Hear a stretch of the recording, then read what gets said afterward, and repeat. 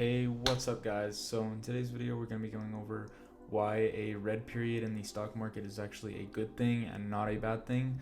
So before we get into this video, I just want to let you guys know that if you're interested in joining M1 Finance, I have a referral link in the description below, which when you sign up you will get $10 and so will I, so just kind of helping each other out. So if you get interested, definitely check out one of the links in the description below. And with that being said, let's get right into the video. Hey, what's up guys? So in this video I'm going to be telling you guys why a red period or a down period is actually a good thing for a stock trader, and why to look at it as an opportunity rather than a bad thing necessarily. So let's just get right into it. So essentially, as a stock trader, including me, I look at red periods, that I hold in my portfolio as a bad thing.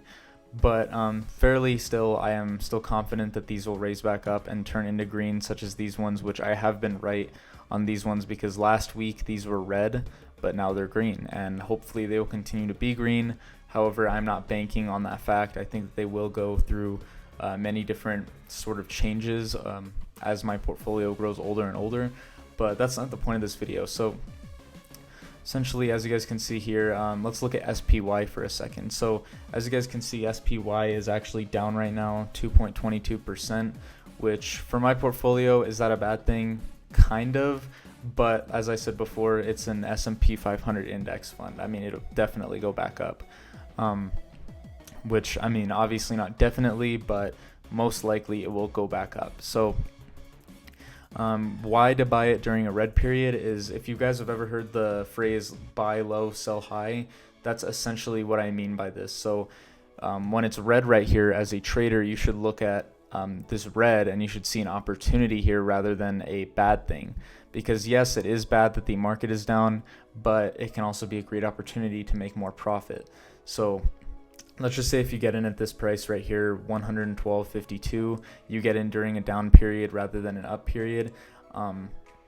If it bounces back to like about 120, 125, if it bounces back to there, then you will make more profits than you would have made if you bought it at 120 when it was green.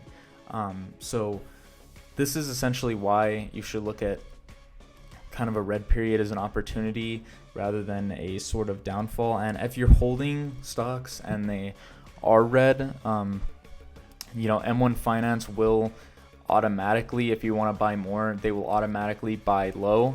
So that's essentially exactly what you want. You want to get in for the lowest price possible so that you can make the maximum profits possible. So it's better to get in during a red period than get out during a red period. That's obvious, but it's better to get in during a red period than it is to get in during a green period, because if you get in during a green period, you're probably not going to be having as much profits as you would if you would have gotten in when that share was down a lot more. Now, it can be scary to get in during a red period, and there are some exceptions to the rule where you shouldn't get in during red periods. Like, if they're like a dying company or something like that, obviously you shouldn't get in when they're in the red because they could just go belly up at any moment. But if they're big companies like this that are doing really well at the moment, like Apple, some REITs, stuff like this, really safe things, then you should get in when it's red, because then you will get more profit in the long run, which ultimately as a trader is what you want. Now, if you are already holding a stock and it is in the red, like SPY or like HTV, then just hold on to it. Just have faith. Just kind of go with your gut. Just think, oh, well, it's probably going to go back up. Don't sell it. Don't panic sell it, because emotions are one of those things where you just can't let them influence your decisions when you're trading stocks. Because if you panic here, you're like, oh no, I lost $5, I better get out before I lose more. That's not the mindset you want. You want to say, oh well, I lost $5, but I'll probably end up gaining more if I just hold on to it, just stick with it, just power through this down period. So that's what I've been doing on M1 Finance. This is what I've been doing. As you guys can see, I haven't sold this at all. Now, I have sold some that are in the red just because I kind of wanted to make room for others that I saw potential in. Like I sold like all of Microsoft to get into this EPR Properties REIT right here. That's completely different.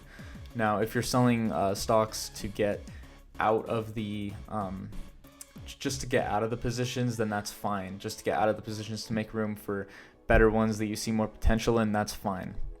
But if you just look at your portfolio and you see, oh, Disney's down 16 cents, don't sell it, hold on to it, maybe even buy more, honestly. And so that's basically all I had to say in this video. If you guys enjoyed it, definitely subscribe, hit the like button. Don't forget to ring that little notification bell to get notified of when I upload. I'm trying to go for daily uploads every, during the business week. I'm not really uploading on weekends because there's not really much happening with the stock market on weekends because, as you guys know, they're closed. But I'm going for daily business week uploads. So if you guys are enjoying my channel, don't forget to subscribe. Don't forget to leave a like. Don't forget to click my M1 Finance link in the description to get $10 when you join the platform. If you guys are interested in seeing my pie, all my holdings, exactly what they are, how much I have in M1 Finance, you can also check out the top link in the description to see this pie as it is right now. So if you guys enjoyed this video, don't forget to leave a like, subscribe, and I will see you guys in the next one.